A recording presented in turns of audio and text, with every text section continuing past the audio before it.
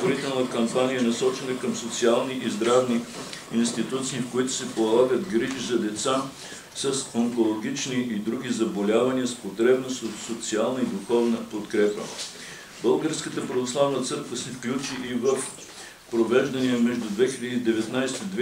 и 2023 година от Министерството на образованието и науката конкурс за учебници по религия, християнство, православие, като изготви такива за всички класове от 1 до 12. През тази година остава да бъдат одобрени от Министерството синодалните учебници за 10 и 12 клас. Последните няколко години църквата разпространи с цялата страна одобрените синодални учебници и ги дари за ползване в обучението по православие, както в училищата в България, така и в български училища зад граница. Митрополиите помагат на директорите и учителите по места, като безвъзмездно им предоставят учебници според заявените от тях необходими бройки. Църквата дарява учебниците си и на общински детски комплекси, на центрове за подкрепа личното развитие, на читалища, библиотеки, родители, ученици. За тези нужди Светия Синод издава и преиздава своите учебници в многохиляден тираж. Българската православна църква подкрепя религиозното образование чрез предоставянето на Софийския университет Свети Климент Охридски нейна сграда на площад Света Неделя в София, в която се помещава и работи Богословският факултет. Там ежегодно се дипломират квалифицирани преподаватели по религия. С всички възможни средства Българската православна църква подкрепя този процес и в останалите висши учебни заведения, които предлагат богословско образование или след дипломна квалификация за учители по религия. Периодично на местно ниво църквата организира кръгли маси, конференции, семинари по въпросите на християнската просвета.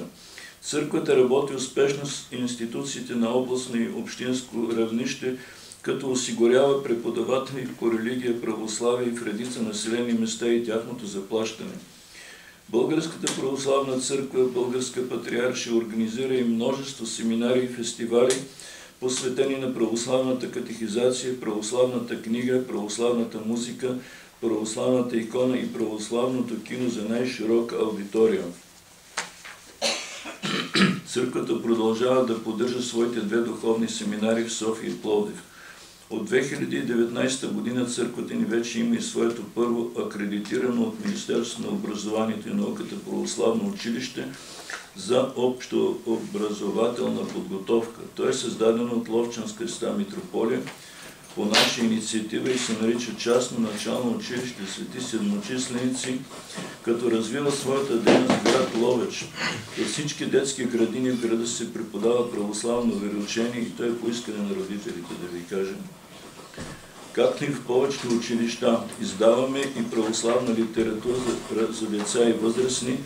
имаме неделни училища, провеждаме летни лагери за деца, екскурзии и духовни празници по различни поводи.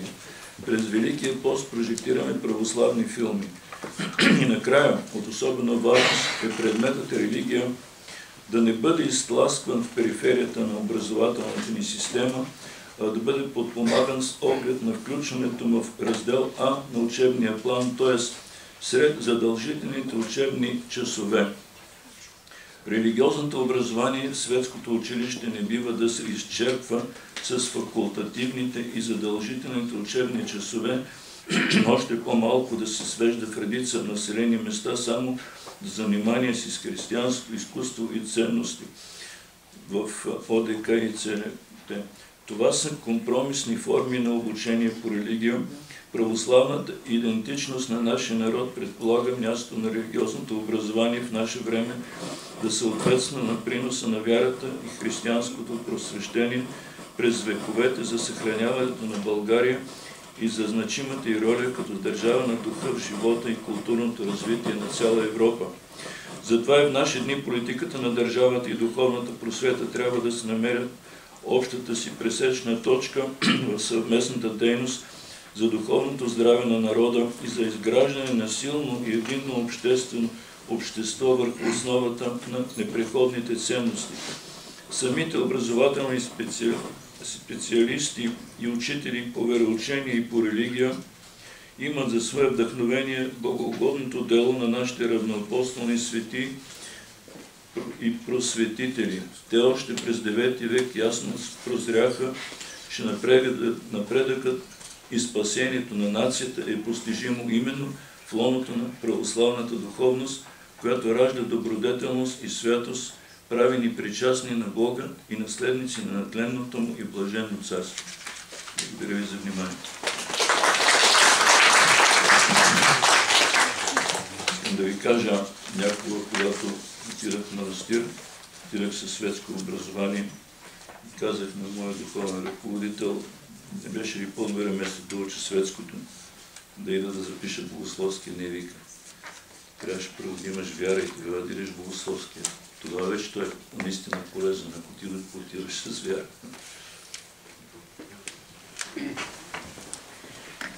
Благодарим на него високо просвещенство, митрополит Гаврил, който в своето приветствие от него святейшество българския патриарх и в своето изложение посочи. Сега ще нанесат стойка за този прощаване. Посочи по-важните етапи, в които премина тази борба, кауза, мисия за възстановяване на религиозното обучение в българското училище. Него святейшество, преснопаметния патриарх Максим, винаги подчертаваше на срещите с Богословския факултет това, че позицията на църквата е за възстановяване на обучението по религия, а не за въвеждане. Тоест за възстановяване, възвръщане на една традиция на българското образование, на българското училище, която, както посочиха до сега нашите лектори, винаги е била свързана с това образованието да бъде ориентирано и към духовната традиция, на вярата, на ценностите, разбира се, да отговаря и на всички стандарти, законодателство и педагогически критерии и изисквания на съвременното образование. Но, както посочи доцент Александров, дори модерното образование в България, дори класното училище, светското училище винаги е било изграждано по един иновативен начин именно от духовници. Неслучайно и Неофит Рилски е избран като най-образования, най-подготвения в България по това време, все още без да има държава и без да имаме Министерство на образованието, да изгради учебната програма, учебните методи, взаимоучителния метод и там виждаме в класическата наша педагогическа традиция се включва религиозното образование. Тези базисни ценности, истини, които са като една предпоставка да се премине към изучаване на всички останали учебни предмети. В нашата предварителна програма, след обращението на него високо преосвещенство, бяхме включили и подобно обращение от страна на Министерството на образованието и ние много се радваме, че професор Албена Чавдарова, която е специалист точно по въпросите на история на българското образование, подкрепи тази наша инициатива и се съгласи да участва в нашия форум, но тъй като в момента тя изпълнява и длъжността заместник-министър на образованието, се оказа, че е ангажирана в днешния ден с тези свои преки административни, може би по-важни политически функции. Тук сред нас обаче са експерти от Министерството на образованието и аз се надявам по време на дискусиите те също да вземат отношение по някои от повдигнатите въпроси. Особено винаги ценим участието на доктор Росица Георгиева от регионалното управление на образованието в Русе, която е и наш възпитаник в Богословския факултет в тези именно курсове за квалификация на учители и тя е също един от, заедно с други разбира се, наши възпитаници, представителите на тези труженици, да го кажем така, мисионери в образованието, които през тези години продължават да устояват тази кауза и да ни показват, че е възможно да има и научно, и експертно израстване и развитие на хората, които са се посветили на тази благородна мисия на религиозното образование. Сред нас е и архимандрит Мелети от духовната, Софийската духовна семинария. Много други духовници се присъединиха, отец Михаил, отец Георги от Варненска епархия. Много искахме и поканихме, виждаме и от Неврокопска епархия, тези представители от епархията, от Пловдивска епархия, там където са се оформили вече и локални, местни модели, съобразни на това съжителство, сътрудничество между образованието в училище и различните други обучителни инициативи, центрове. Сега се присъединява към нас и професор Магдалена Лепоступ, която е един от основните двигатели на новите учебници. Заповядайте. Така че, надявам се по време на дискусията да имаме възможност да се чуят всички тези гледни точки, да имаме адекватен отговор, компетентен и на тези предложения на църквата, които тя издига от няколко години за придвижване на статута и мястото на предмета религия в училище от това положение на свободно избираем, задължително избираем, според новия закон, вече има и други наименования, към един редовен предмет, макар и да се запази възможността за избор, както е залегнало и в учебните програми. Сега в моята така кратка презентация ще се опитам също да акцентирам на това как през годините, от моя гледна точка, както спомена и доцент Александров, всички ние от това поколение на първите студенти от възстановения Богословски факултет през 1991 година, с такова желание пристъпихме и възприехме тази кауза за обучението по религия в българското училище, която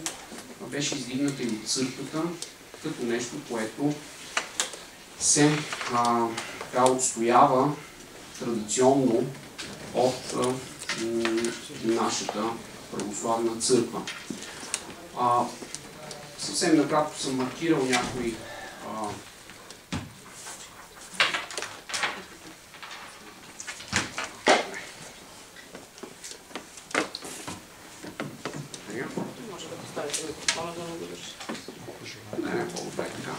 Съвсем накратко съм маркирал някои неща, тъй като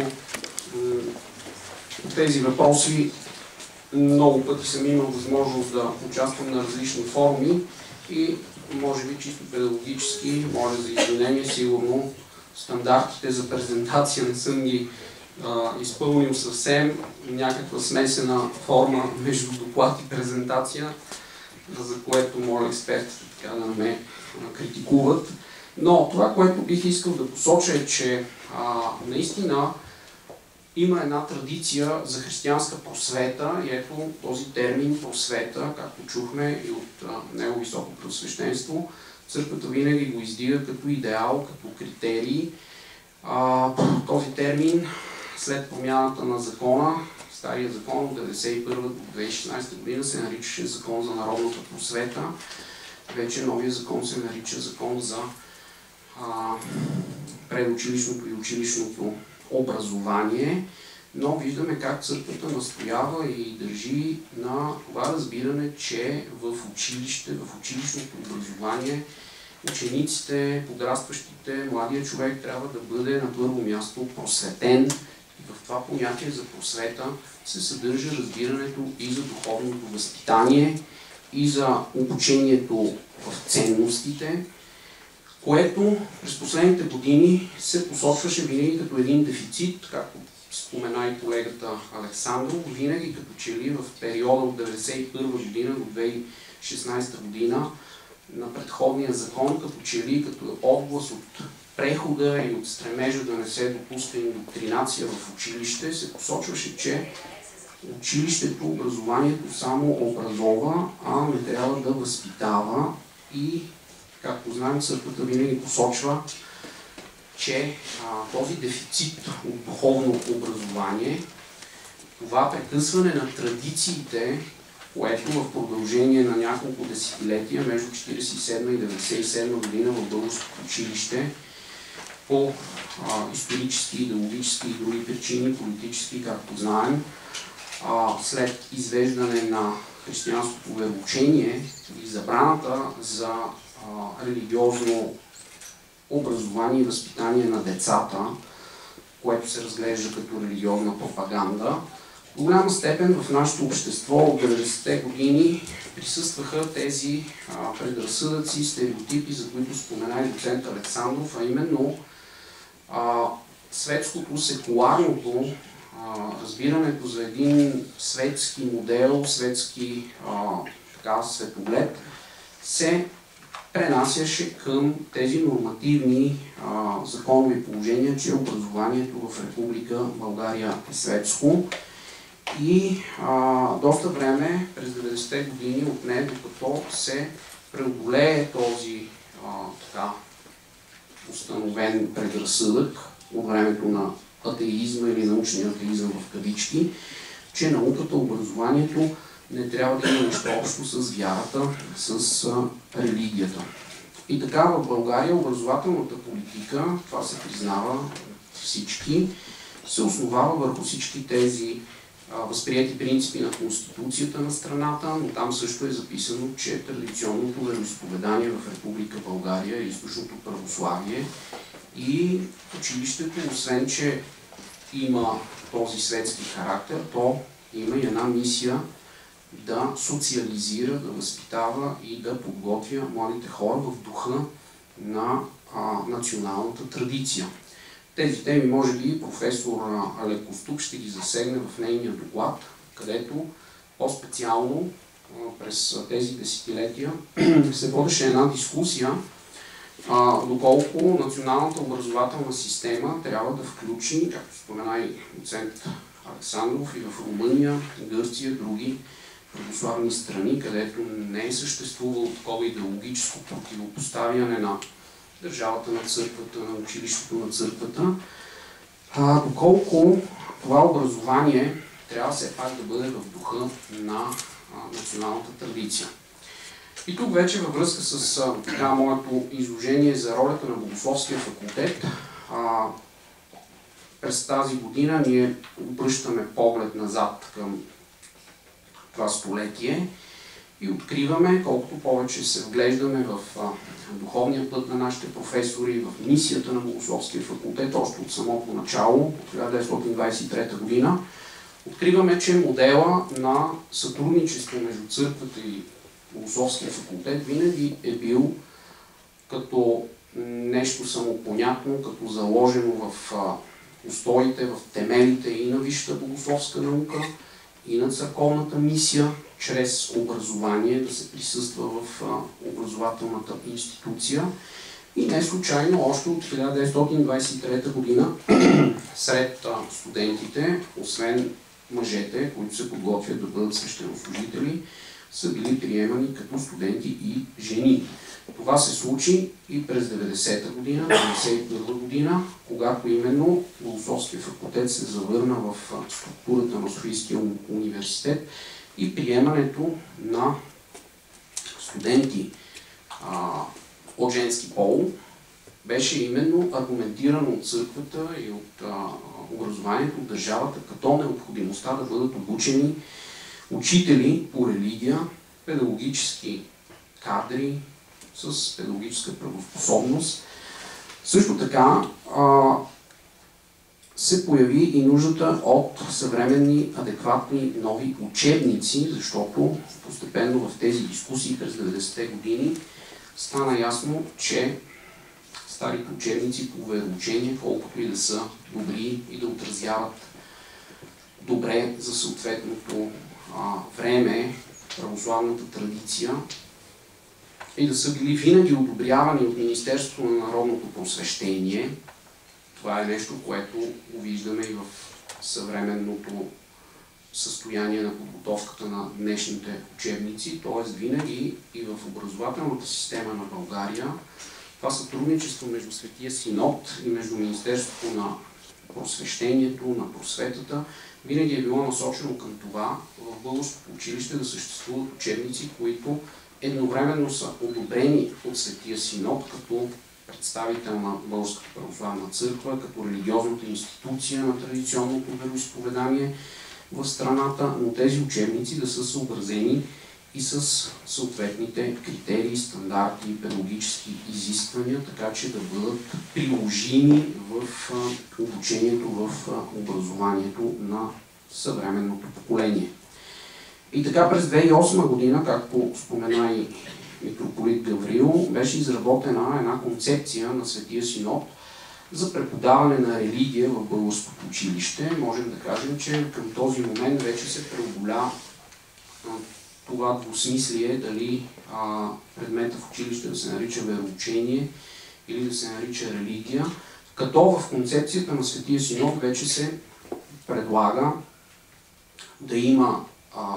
профил или модул на обучение по религия, християнство, православие, по избор на децата. Както знаем, това е залегнало в учебната програма, в приетата концепция, да има неконфесионален модул, т.е. децата, които родителите и те не биха желали да изучават религия, християнство, православие, да могат да изберат друго учебно съдържание и религия, ислям за децата с мюсюлманско вероизповедание. След дълги дебати, подписки, петиции, както беше посочено, обществени кампании за застъпничество на тази кауза, в която винаги участваха и преподаватели в Богословския факултет, в различни църковни форуми. Стана дума и за конференциите на Седмица на православната книга в Варна, където много често имаше такива дебати за изразяване, популяризиране на позицията на църквата. Също така конференции, които културно-просветния отдел проведе с различни кметове, общински власти, например, в Кюстендил, където се оформи един местен модел на общинско ниво за преподаване на религия и кмета също се обърна към Светия Синод за одобряване на неговите учебници и програми, още преди да бъде изработена програмата на МОН. Във всички тези етапи участваха и преподавателите по богословие, като от 2012 година, както стана дума, вече започна един по-сериозен дебат за промяна на старото законодателство, стария закон за народната просвета и изработването на новия закон за училищното и предучилищното образование. В този етап вече Светия Синод, както чухме, доста активно вече започна да участва и в изработването на новия закон чрез парламентарната комисия по образование, чрез различни становища. Тук не искам да ги изброявам, защото те са много. Тези становища се застъпват и за статута на учебния предмет, който да бъде редовен или по някаква форма да влезе в групата на задължителната подготовка, и за учителите по религия, и за експертите, които бяха